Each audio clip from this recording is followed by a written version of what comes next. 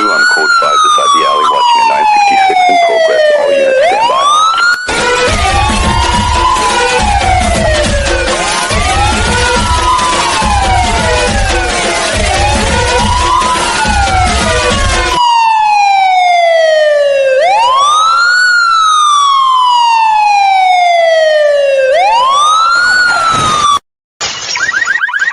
Crime news update के लिए YouTube पर जाए 8055558385 सर्च करें, सब्सक्राइब करें, लाइक करें और बेल आइकन की घंटी बजाना ना भूलें। बिजनेस की एडवर्टाइजमेंट करें या स्पॉन्सरशिप करें, जॉइन करें लेट नाउ न्यूज और जाहिरात। रियांश अमृत ज्यूस निसर्गाच्या वेगवेगळ्या आणि दुर्मिळ 42 वनस्पतींपासून तयार केलेले तसेच भारत सरकारद्वारे मान्यताप्राप्त आयुर्वेदिक प्रोडक्ट मधुमेह, मुतखडा, संधिवात, रक्तदाब, दमा, लकवा, लठ्ठपणा आदी 650 पेक्षा जास्त आजारांवर गुणकारी ठरलेले नफा। सबसे बड़ी खबर crime India direct attack news channel में आप सभी का स्वागत करते हैं। मैं आपका होस्ट अमित। सगळ्यात मोठी घटना पुण्यातील हत्याकांड दर्शनाची हत्या ही राहुलनी घडून आणली, परंतु राहुल हा 4 दिवसापासून गायब होता। पोलिसांचा शोध त्याच्या मागेच होता। सीसीटीव्ही द्वारे राहुलची ओळख केली गेली आणि राहुलला धडधा पोचलं।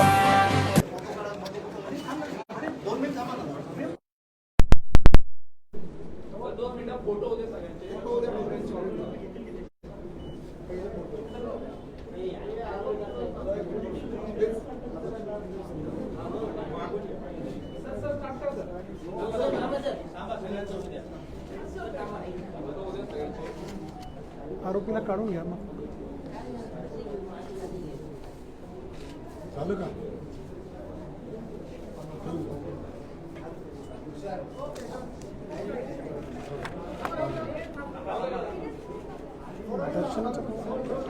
दर्शनाचं गाव कोणतं? कोपरगावचं.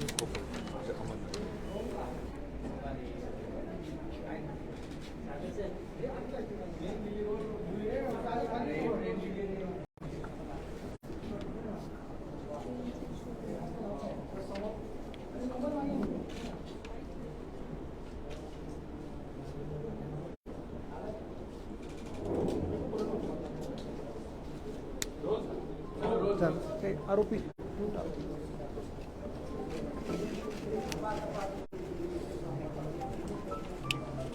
पण गुन्हा कधी दाखल केला? 18 नाही, गुन्हा 19 दाखल केला.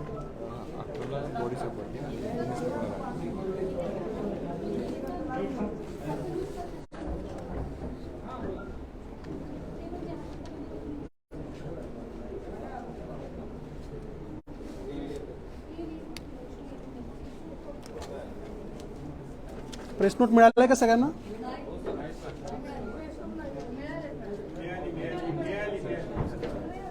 ठीक, ओके.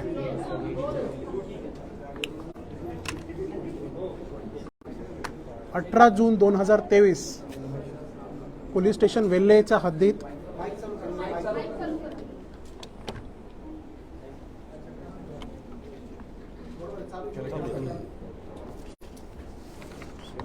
चालू दिनांक 18 जून 2023 रोजी पोलीस स्टेशन वेल्हेच्या हद्दीत आपल्याला एक डेड बॉडी सापडली होती गुंजवणे गावाच्या इथं. त्या डेड बॉडीचा रितसर पंचनामा करून आम्ही एक एडी दाखल केली होती. पोस्टमॉर्टमच्या प्रिलिमिनरी रिपोर्टवरती 19 तारखेला शरीरावर जखम असल्यामुळे आम्ही मर्डरचा एक गुन्हा दाखल केला होता. कलम 302, 201 IPC चा समावेश त्यामध्ये करण्यात आला होता. त्या डेड बॉडीची ओळख पडली.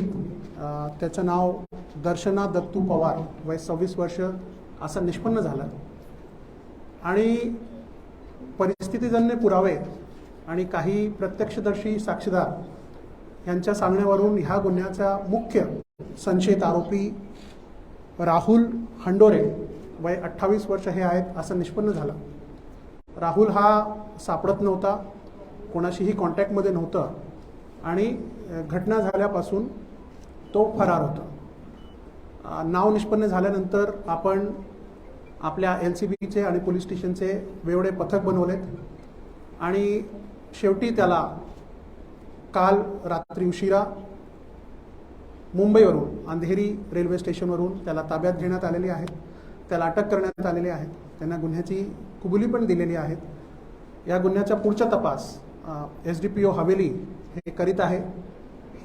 ह्यांनी हा गुन्हा नेमका कसा केला, पूर्ण सिक्वेन्स ऑफ इव्हेंट्स काय होते, याच्या पाठीमागचा हेतू काय होता, मोटिव्ह काय होतं, हे सगळ्या गोष्टी इंट्रोगेशनमध्ये क्लिअर होईल. आज ह्या आरोपीला आम्ही माननीय न्यायालयाच्या समोर हजर करणार आणि पोलीस कस्टडीची मागणी करणार.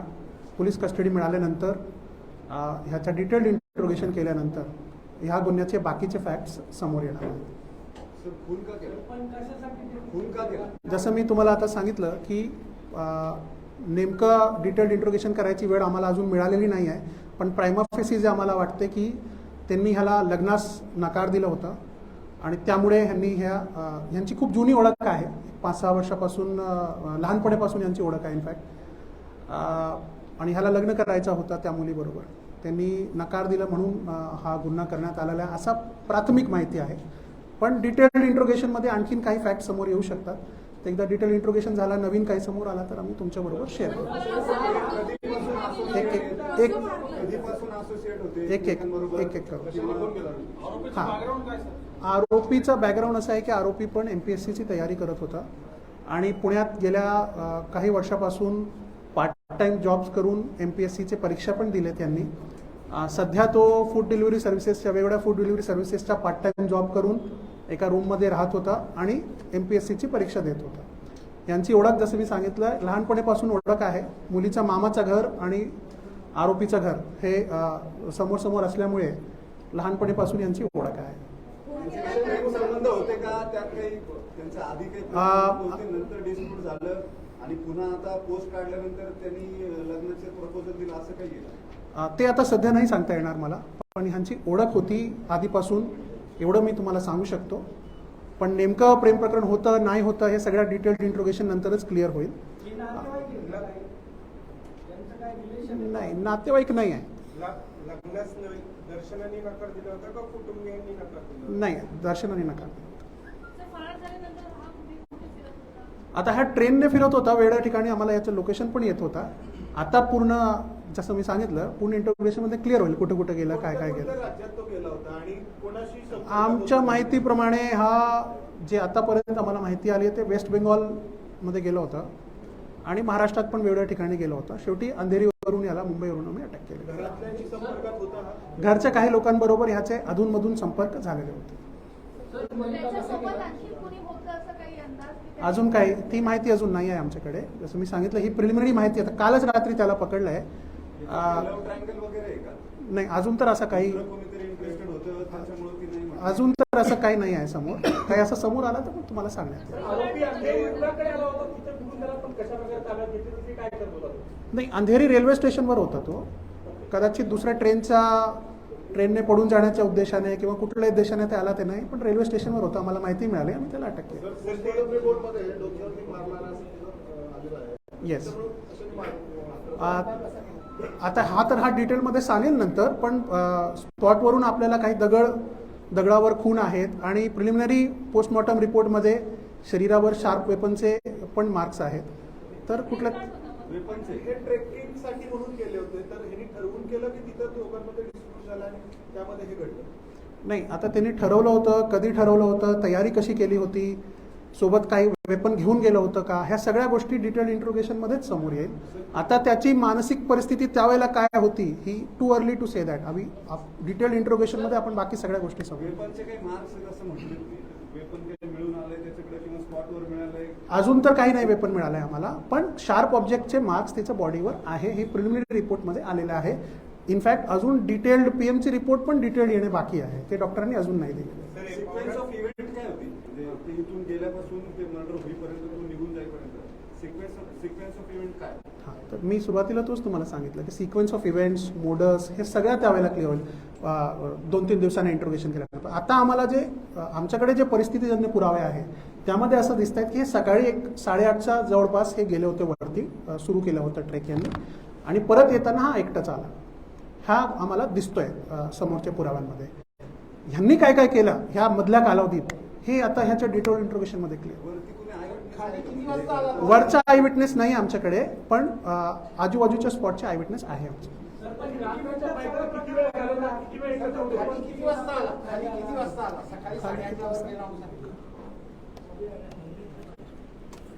9:15चा टायमिंग आहे, टाइम स्टॅम्प CCTV 9:15 सकाळी.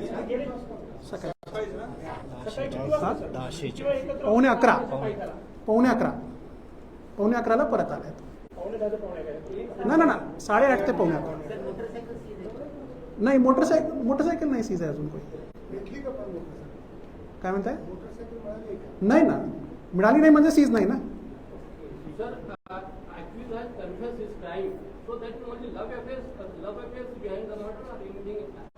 I just said that prima facie what appears is that the deceased girl disagreed to his marriage proposal, and that is why he has murdered the girl. But since we have only got hold of the accused late last night, we haven't had the chance to had a detailed interrogation of the accused. We will produce the accused in front of the honorable court and request a police custody remand. Once we get the police custody remand and we do a detailed interrogation, there are a lot of other facts that may come forward and a lot of other evidences also that we are going to gather. Because it is a serious offense, we have given the investigation to the subdivision police officer, Mr. Bhausat Dole. He will be doing a detailed scientific investigation. Sir काही तक्रारी सुद्धा आहेत. जेव्हा body recover केली आहे वरून, तर मुलीचे केस वगैरे तिथेच राहिलेले होते बॉडी आणल्यानंतर सुद्धा. हे फोरेन्सिक एव्हिडन्सेस गोळा केलेले नाहीत असं सुद्धा. अशी काही तक्रार आमच्या समोर तर नाही आली आहे, पण काही असेल तर जसं मी आता तुम्हाला सांगितलं की SDPO करतायत इन्व्हेस्टिगेशन. जर असा काही कोणाची चूक आढळून आली तर definitely we will take care of it. कालपर्यंत परवापर्यंत तिथं केस तिचे तशीच होती. We will, like I said, आता आमच्याकडे तर अशी काही ऑफिशियल कंप्लेंट नाही आहे. We have done the best that we could have. स्पॉटवरून सगळ्या पंचांना घेऊन जाऊन सगळं आम्ही केलेलं आहे. तरी काही कमी राहिलेली असेल तर वी विल एक्झामिन. तुम्ही कन्व्हिन्स करायचा प्रयत्न करत होता नातेवाईकांच्या बाबतीत आरोपीला जो पळून जात हे होता. काही आम्ही आमच्या सगळ्या आरोपींना ट्रेस करण्यासाठी आमच्या परीने जे काही शक्य होतं ते आम्ही सगळं करत होतो, तेवढं मी सांगू शकतो.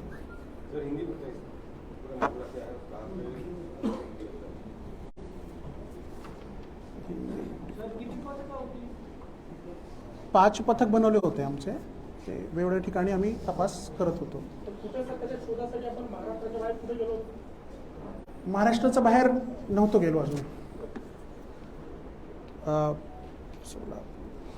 18 तारीख को वेल्हे पुलिस स्टेशन की हद में गुंजवणे गांव के पास एक स्त्री का शव हमको मिला था.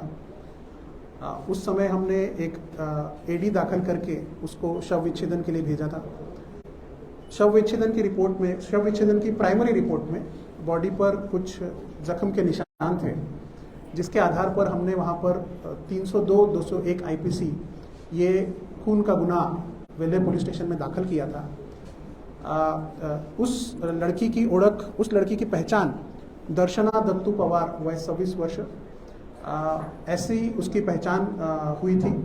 और जो हमको घटनास्थल से कुछ पुरावे मिले, कुछ जो प्रत्यक्षदर्शी देखने वाले विटनेस थे, उसके आधार पर हमको ये क्लियर हुआ कि इसका प्राइम सस्पेक्ट है राहुल हंडोरे, जो घटना के समय से ही गायब था और किसी के भी संपर्क में नहीं था.